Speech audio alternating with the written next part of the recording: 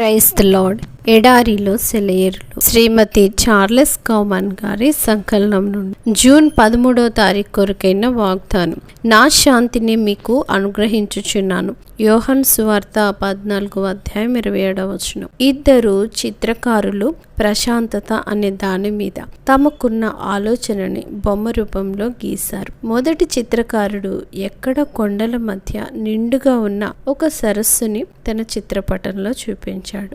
రెండో అతను తన కాన్వాస్ మీద భీషణమైన ఓ జలపాతాన్ని, దాని నురుగుల పైన వంగి రేపో మాపో కూలిపోతుందేమో అన్నట్టుగా ఉన్న ఒక చిన్న చెట్టు, దాని కొమ్మ మీద జలపాతపు జల్లుకి దాదాపుగా తడుస్తూ తన గూటిలో కూర్చుని ఉన్న ఒక చిన్న పిచ్చుక.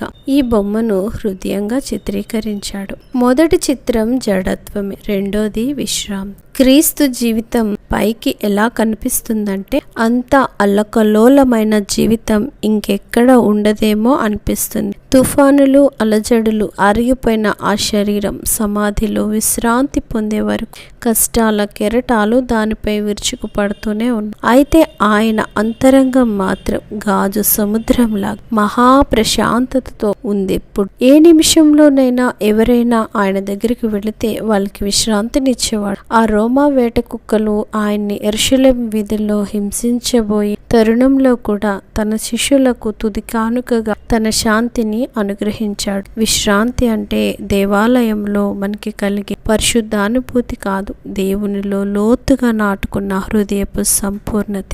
నీ మనోవేదనలో నా శాంతిని విశ్రాంతితో ఉపశమింప చేస్తాను. ప్రార్థనల వల్ల ఫలితం లేకున్నా నా శాంతి నీకిస్తాను. నా వాగ్దానాలు వాస్తవాలని తెలియచేస్తాను. ఒంటరితనంలో నా శాంతిని ఇస్తాను. రాత్రి వేళ శత్రువులు నిందలేసినప్పుడు నా శాంతిని, నిందల్లో నా సహవాసాన్ని రుచి చూపిస్తాను. ఘోర వైపరీత్యంలో నా శాంతినిస్తాను.